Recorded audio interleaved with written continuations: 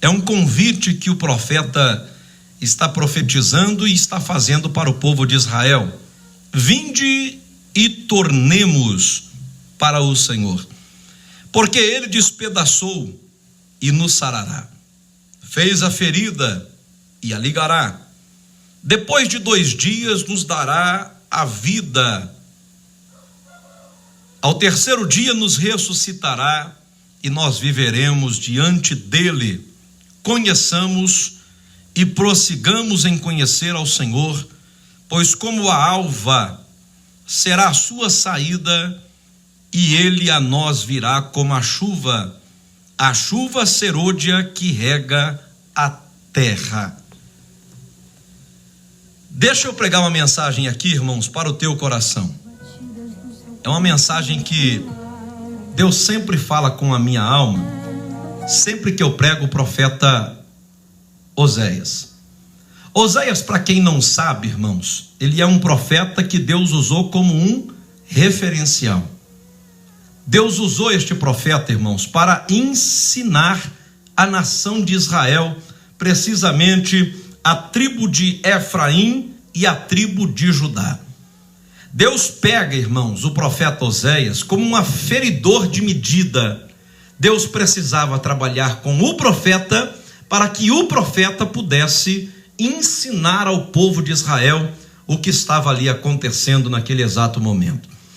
O pano de fundo, irmãos, dessa história é o que me chama a atenção, porque o pano de fundo vai falar sobre a idolatria, vai falar sobre a impiedade, a ignorância e a malícia que o povo de Israel estava vivendo.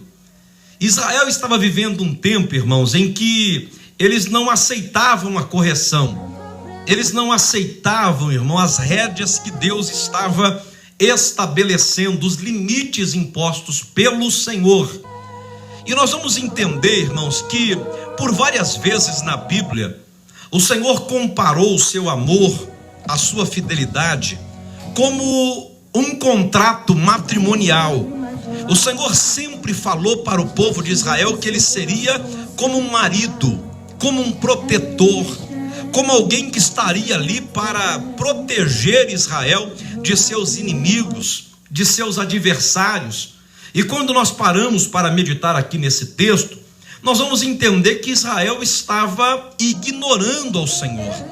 Eles estavam se achando autossuficientes e que não precisava da proteção divina, de que não precisava mais orarem a Deus e pedirem a Deus respostas para que pudessem tomar as atitudes da sua vida.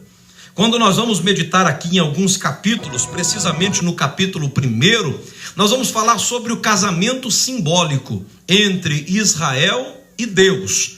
O Senhor usou o profeta Oséias para se casar com uma prostituta. E quando eu falo uma prostituta, irmãos, é literalmente uma prostituta. O Senhor disse para Oséias: levanta-te, vai à casa das prostituições, pega uma mulher por nome de Gomer, filha de Diblaim, e tome ela para ser a sua esposa. Traga ela para a tua casa.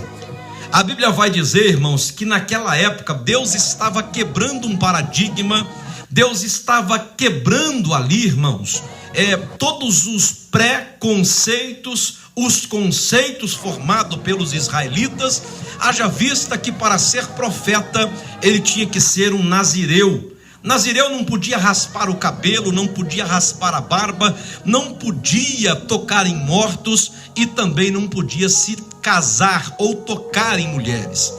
Agora, quando a gente para meditar que Deus está olhando para Oséias e dizendo: casa com uma mulher, Deus já está quebrando todos os paradigmas. Agora, Deus falando para ele casar com uma prostituta, aqui, irmãos, é uma mensagem muito profunda de ensinamento. Deus ensinando o seu povo. A Bíblia vai dizer primeiro que Oséias não questiona o Senhor. Ele vai até a casa de prostituição, uma casa que era uma mulher chamada Diblaim, que governava aquela casa. Ele pega uma moça que era uma prostituta, uma mulher que se deitava com vários amantes por nome de Gomer. Ele tira essa mulher, ele compra essa mulher e arranca ela dos braços de seus amantes, dando para ela dignidade, dando para ela respeito, dando para ela um matrimônio. A Bíblia vai nos dizer que ele chega a se casar com Gomer e ter 3 filhos com essa mulher. O primeiro por nome de Jezrael, o segundo Lo-Ami e o terceiro Lo-Ruama. Eles têm 3 filhos juntos. Esse casamento entre profeta e prostituta gerou frutos, 3 frutos. E esses frutos, irmãos, era Deus olhando para a nação de Israel e dando uma mensagem para aquele povo. Deus estava dizendo, capítulo 1, era um casamento simbólico entre Deus e Israel, entre Oséias e Gomer. Quando eles se casam, ali o que está demonstrando, irmão? Que Oséias não está olhando para o erro de Gomer. Ele não está tendo um preconceito, pelo contrário, ele ama Gomer a ponto de dar a ela 3 filhos: Lo-Ruama, Lo-Ami e Jezrael. A não compadecida é o que significa uma delas. A outra significa: o meu povo rejeitou a mim. A outra: este não é o meu povo, eu o desconheço. Então entenda que esse casamento, irmãos, é um casamento que Deus está retratando o amor que ele tem pelo povo de Israel, ou por nós, melhor dizendo. Porque Deus não olhou para as nossas prostituições, Deus não olhou para os nossos erros, Deus não olhou para as nossas limitações, para a nossa arrogância, Deus não olhou para a idolatria que existia no nosso coração, nem pela impiedade, ignorância ou para a malícia. Deus olhou, amou, e ali Deus começou um contrato, um casamento. Quem é que não se lembra de Deus olhando para a nação de Israel, quando os soldados começaram a cair de fome na guerra, perdendo a batalha, e o Senhor disse: como os muros em volta de Jerusalém, assim serei eu para o meu povo. Nunca mais chamarão vocês de desamparada, pois eu serei para vós como um marido. Deus estava dizendo para aquela nação: olha, eu perdoei os vossos pecados, e eu tenho uma fidelidade para os oferecer. Mas nós vamos entender que esse casamento, irmãos, não foi um mar de rosas, porque Oséias começou a ter alguns problemas. A Bíblia vai dizer que quando eles tiveram 3 filhos, o profeta e a prostituta, ali começou a nascer alguns problemas. Gomer já não era mais considerada a prostituta, ela agora era a esposa do profeta. Ela tinha um renome, ela tinha o respeito do povo israelita, ela tinha uma dignidade que foi dado a ela através do profeta. Ela foi santificada através da santificação, purificada pelo profeta. E quando a gente para começar a analisar aqui o texto, a gente vai entender o seguinte, irmãos, que essa mulher não se contentou em ter uma vida ao lado do seu marido.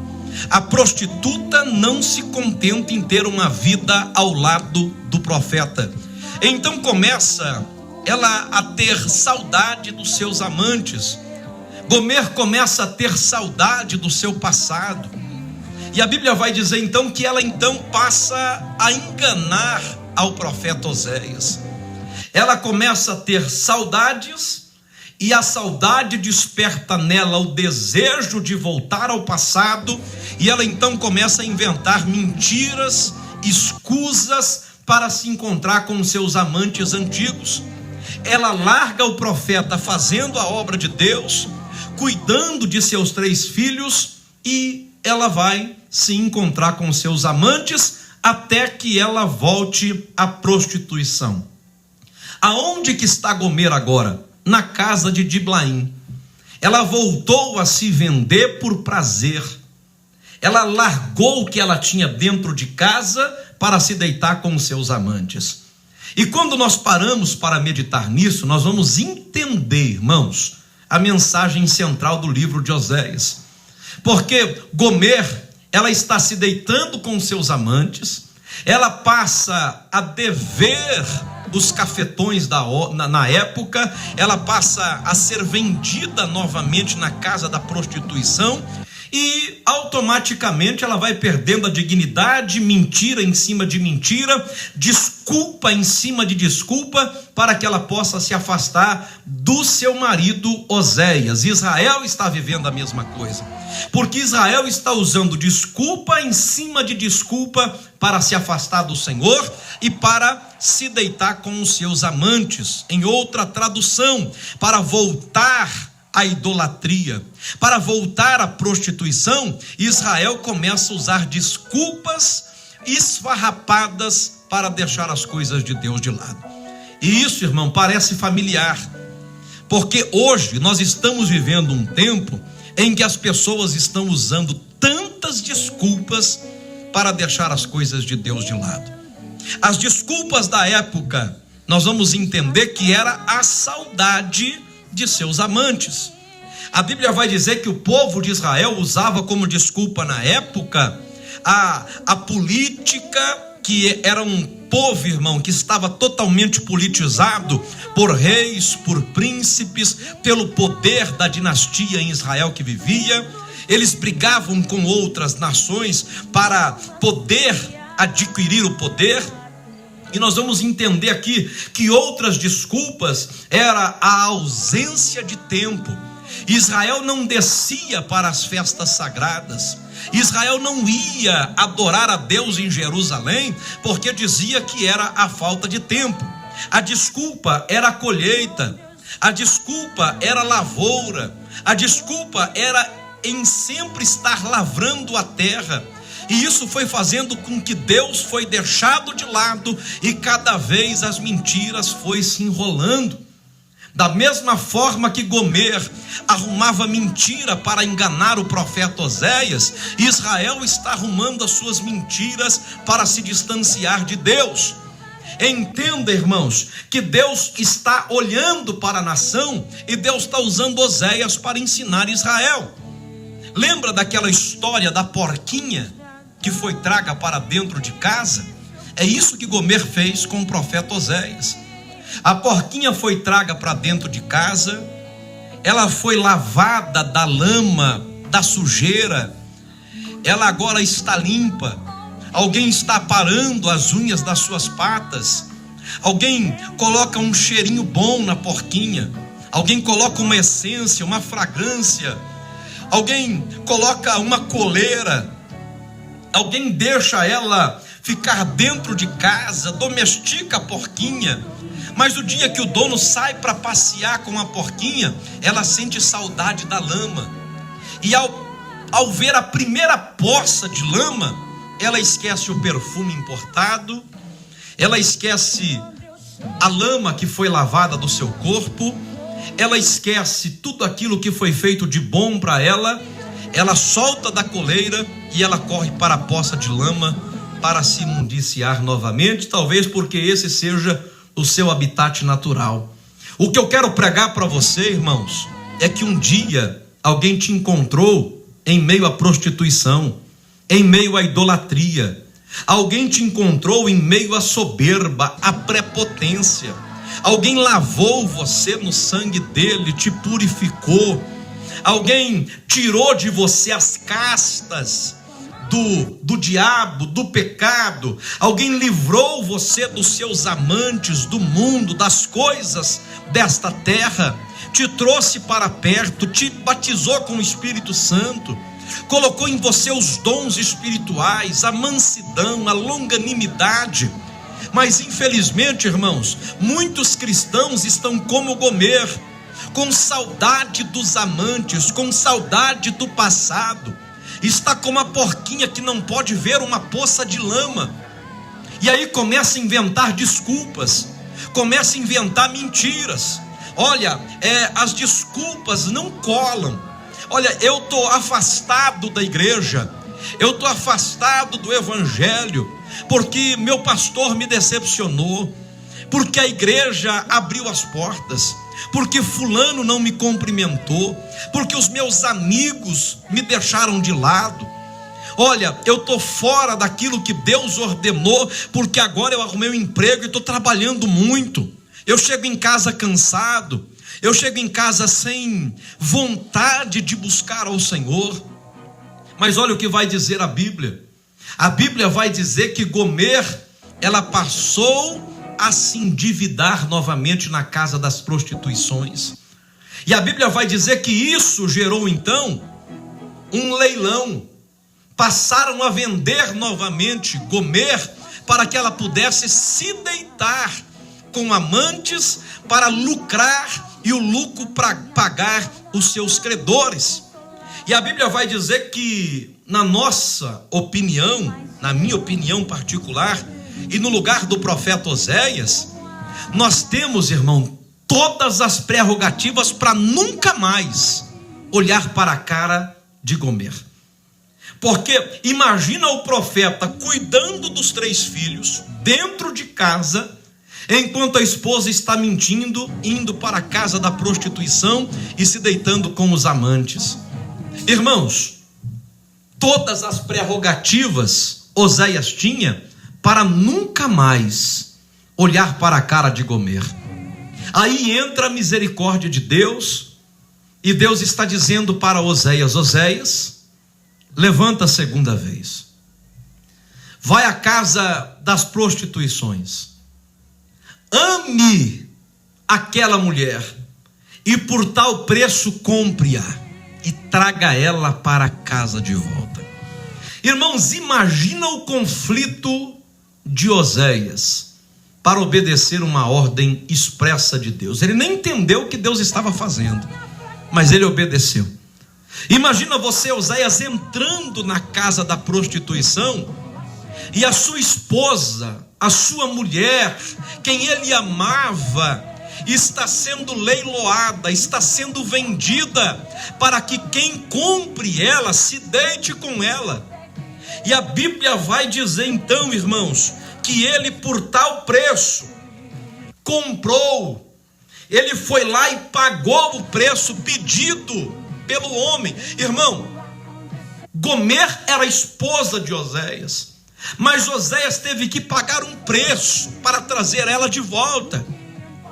Ele teve que pagar algumas moedas de prata para trazer a esposa que já era dele de volta. Aí eu entro, irmão, na Bíblia.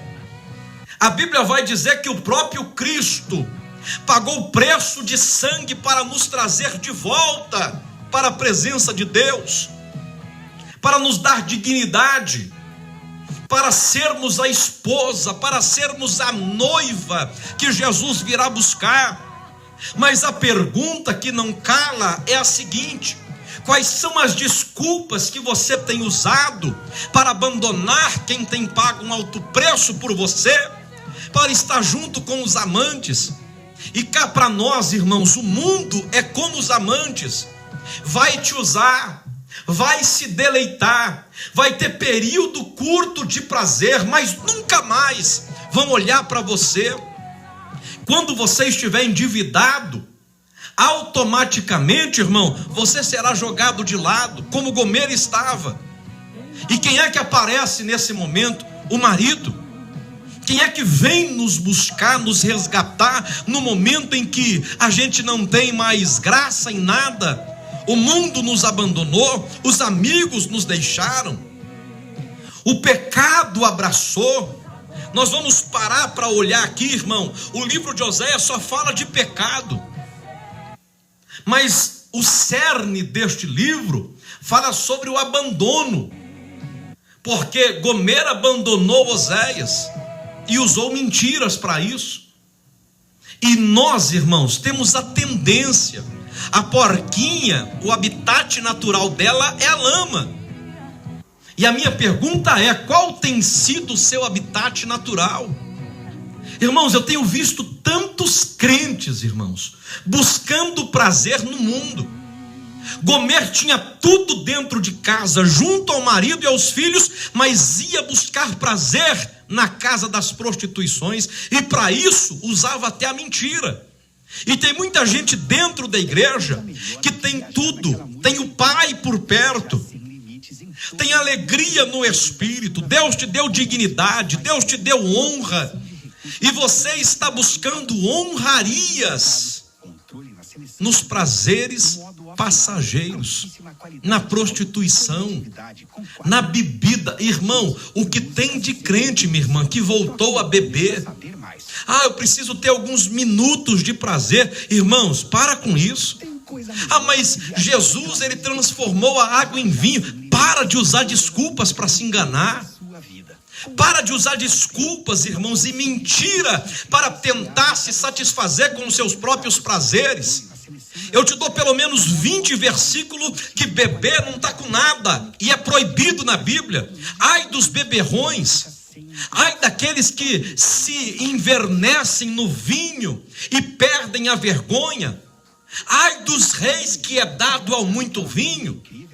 Quem é que não se lembra de Beltesazar, o rei da Babilônia, que foi beber nos vasos e Deus colocou uma mão escrevendo? Está procurando prazer aonde não dá prazer, está procurando alegria onde não dá alegria. E quando que Gomer abriu os olhos? Quando ela estava endividada.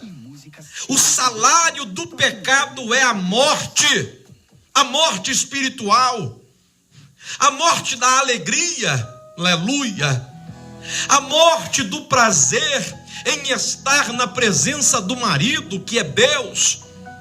E tem muitas pessoas morta-viva, porque está buscando prazer naquilo que não dá prazer, e tem usado desculpas para isso. Pastor, mas Paulo falou para Timóteo tomar um pouquinho de vinho, porque tinha uma enfermidade estomacal. Irmãos, larga a mão de ficar se enganando. Quem é que disse que o vinho da Bíblia é o mesmo vinho de hoje? O vinho da Bíblia era puro, era suco de uva, não fermentava. Jesus transformou assim. Jesus era nazireu. Todo nazireu não podia beber bebida forte. Todo homem na Bíblia que você parar para ler, ele tinha que ficar longe dessas bebidas. No entanto, que o próprio apóstolo Paulo, o mesmo que aconselhou aquele homem chamado Timóteo, ele disse: não vos embriagueis no vinho que traz contenda, mas enchei-vos do Espírito. Hoje nós estamos vivendo, irmão, uma época capitalista, uma época onde as pessoas estão vivendo uma legalidade, uma liberdade, um prazer que não está nas coisas do Senhor. Como é que eu posso ser feliz se a minha alegria não está em Deus? Irmão, mas eu bebo um vinhozinho para relaxar. Quem me relaxa é o Espírito Santo. Quem me alegra é o Espírito Santo. Quem me levanta é Deus. Quem me coloca de pé é as coisas de Deus. E que o meu prazer esteja nas casas de Deus, nas coisas de Deus e na presença de Deus. Para de ser como Gomer, que abandona marido e filhos para ir buscar prazer próprio, e só abriu os olhos quando estava endividado. Irmãos, tem muita gente que quando dobra o joelho, a oração é perdão, perdão, perdão, perdão, perdão, perdão. Por quê? Porque se sente endividado, está em dívida, está faltando alguma coisa. Irmão, e qual é o salário para o pecado, para o prazer, para as coisas erradas? É a morte. A morte. Entenda, irmãos, estou pregando Bíblia.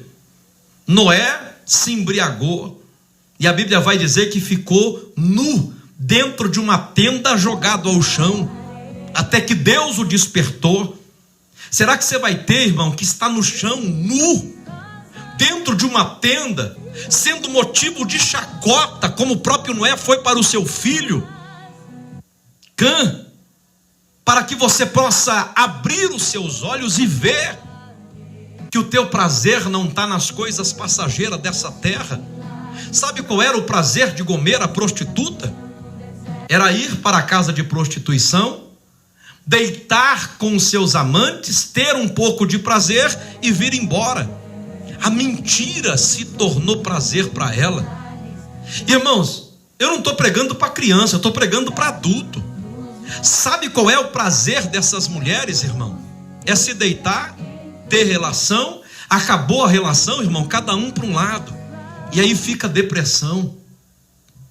No Antigo Testamento, mulheres que eram prostitutas, irmãos, elas se envergonhavam, andavam com o rosto coberto, não tinha dignidade, se encontravam em lugares escuros e obscuros com seus amantes. Eram mulheres, irmãos, que se lavavam inteiras porque se sentiam imundas. O que eu estou pregando para você é que tem muita gente deixando a posição de esposa com vestes limpas, com vestes brancas, e tem corrido para a casa de prostituição para procurar prazer passageiro. Deixa eu rasgar o verbo. O mundo não tem nada para você. Lá tudo é passageiro. A casa da prostituição não tem nada de bom para você. Lá tudo é passageiro. Será que você não abriu o olho ainda para enxergar? Balada, prazeres, bebidas, orgia. Por isso que existe um sentimento chamado ressaca. E a ressaca existe ela física e a pior que a moral. Porque o ser humano não foi feito, irmão, para sentir prazer naquilo que é momentâneo. Eu conheço crente que não tem uma casa própria. Eu conheço crente, irmã, que vive uma dificuldade terrível. Mas você conversa com ela, ela está sempre alegre, está sempre feliz. Porque o prazer está na lei do Senhor, e nesta lei medita de dia e também de noite. Deixa eu pregar algo para o teu coração. Ainda bem, irmãos, a palavra é de amor, que o nosso Deus tem misericórdia. Ainda bem que o profeta foi lá a segunda vez e comprou, pagou o preço que o cafetão pediu por Gomer e trouxe ela de volta para casa. Eu estou pregando para alguém nesta tarde que Deus, através de seu Filho Jesus Cristo, pagou um alto preço para trazer você de volta para casa, para você ser feliz de verdade. Oh glória! Alguém pagou um preço para trazer você de volta. Irmãos, não aceite essas mentiras e essas desculpas para ficar longe, pelo amor de Deus, irmãos. Estou cansado, estou abatido, estou decepcionado, estou entristecido. Irmão, quantas vezes eu vim para a igreja e preguei decepcionado, caluniado, entristecido. Quantas vezes eu entrei na igreja sendo motivo de calúnia, de chacota, sendo motivo de falatório, de pessoas menosprezando, mas eu entrei ainda assim.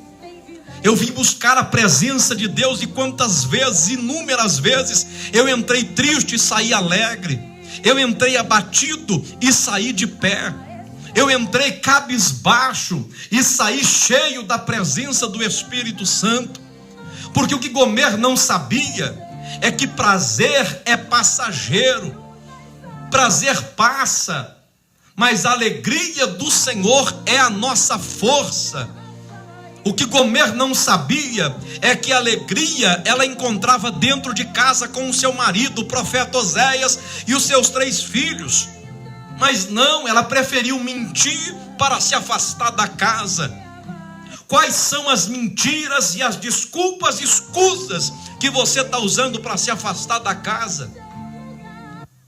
Para com isso, irmãos.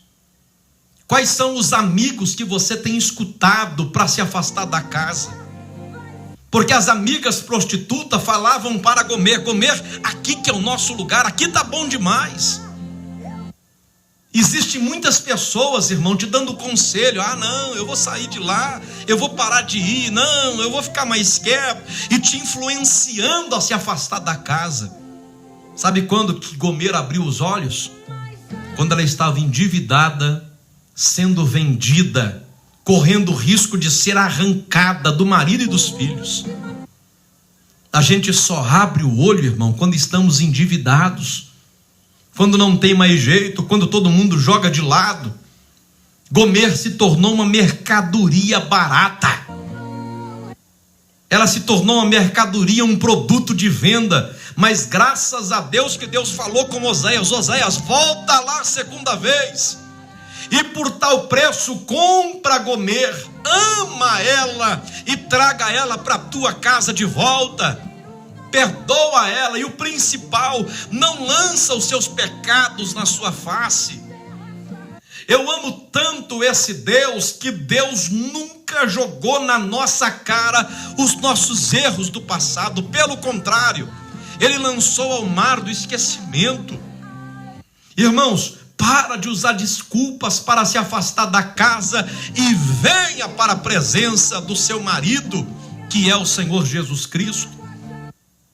Nunca mais te chamarão desamparada. Quando Gomer pensou que era o fim, que ela seria arrancada, sabe quem estava lá para comprar ela? O seu próprio marido. Aí a mensagem que Deus pregou em cima desse contexto, todo esse pano de fundo que eu contei para os irmãos, traz uma mensagem central, uma espinha dorsal para Israel. Por que Deus usou todo esse contexto, todo esse cenário, esse pano de fundo que eu contei para vocês, para retratar a história de Israel, para chegar nesse capítulo de número 6 de Oséias? Ele começa assim: vinde e tornemos para o Senhor, porque foi Ele quem despedaçou e também nos sarará, foi Ele quem fez a ferida e nos ligará. Conheçamos e prossigamos em conhecer ao Senhor, pois como a alva será a sua saída, e Ele a nós virá como a chuva serôdia que rega a terra. Por isso os abati através do profeta. Está no versículo de número 5. Irmãos, eu quero que você entenda: vinde e tornemos. Olha a mensagem central, o cerne desse contexto: vinde e tornemos. Tornar não é estar. Tornar é aquele que já esteve, mas saiu. Tornar é quando você volta a um lugar mais de uma vez. Se eu for à sua casa a primeira vez, eu estive na sua casa. Se eu for lá uma segunda, uma terceira vez, eu estou tornando a voltar. Veja que a mensagem do profeta é: vinde e tornemos. Ou seja, ele está chamando aquele que já esteve uma vez ali. Deus está dizendo para alguém nessa tarde: você já esteve na minha presença. Você já abandonou tudo para andar comigo. Você já rejeitou, já renunciou os seus prazeres, os seus amantes, para estar na minha presença. Vinde e tornemos, porque essa ferida aberta no teu coração fui eu que fiz, diz o Senhor, mas eu a fecharei. Foi eu quem fiz a ferida, mas eu a ligarei também. Conheçamos e prossigamos em conhecer. Porque na primeira vez você conheceu, mas ele está dizendo na segunda vez: prossigamos. Porque a maior dificuldade que eu encontro no Evangelho não é conhecer, é o prosseguir. A maior dificuldade não é chegar, é manter. Chegar a ser pastor, meu irmão, chega. Mas mais difícil do que chegar a ser pastor é prosseguir pastor. Chegar a ser um cristão, se batizar nas águas, estar na presença de Deus, chega. Mas prosseguir é difícil. Porque prosseguir em meio à dificuldade, prosseguir em meio a uma multidão que parou, prosseguir em meio às adversidades, aos prazeres do mundo, não é qualquer um que prossegue. E a mensagem que eu vos trago, glória, é que Deus está dizendo: prossegue. Deus está dizendo: vá adiante, aleluia. Não pare, não desista, não deixe ser levado pelo erro, pela falha. Ontem ainda eu conversava com a minha esposa. Ontem cedo eu falei para ela, hoje tem uma oração na igreja. Era ontem. Eu falei, será uma oração para as irmãs. E perguntei, quantas irmãs, mulheres tem no grupo? Ela disse 87. Eu disse, espero umas 20 para ir na oração hoje. Ela me perguntou com o olho arregalado, por que só isso? Eu disse, porque muitos gostam de oba-oba, mas prosseguir é poucos, são poucas. Gostam de nome, círculo de oração, mas da oração são poucas. Gostam do cargo, mas de prosseguir são poucas. O vento bate, sai. A luta vem, sai. A dificuldade vem, se afasta. Deus está dizendo, prossiga. É tempo de prosseguir. Estamos vivendo um tempo de morte. Estamos vivendo um tempo de perca.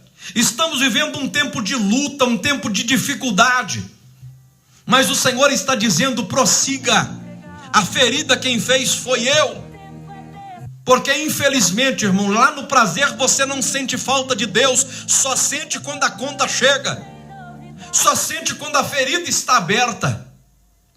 Por isso que Deus diz, eu fiz a ferida, e só eu tenho remédio para curá-la. Eu vou repetir isso, eu fiz a ferida, e o remédio para curar a ferida, só na minha presença vocês vão encontrar, em nenhum outro lugar. Só eu tenho a ferida que fiz e o remédio para curá-la. Guarda isso no teu coração. Guarda essa mensagem, irmãos, na tua alma. Essa é a mensagem que Deus me confiou nessa tarde. 20. Tornemos para o Senhor, porque Ele fez a ferida e nos sarará. Guarda essa mensagem no teu coração. Para de usar mentiras e desculpas para ficar longe da casa. Volta para casa. Torne para casa. Assim te diz o Senhor.